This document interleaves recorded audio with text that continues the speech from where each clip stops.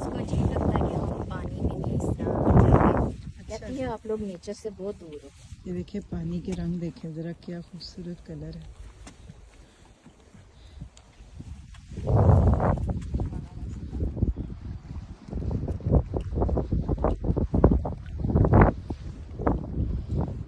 जितना को खूबसूरत कोई नेवी ब्लू या जेट ग्रे हो सकता है ना, वो कलर है इस वक्त। और ये अभी कुछ दिन में, 1 महीने 1.5 में बर्फ बन जाएगा सारा।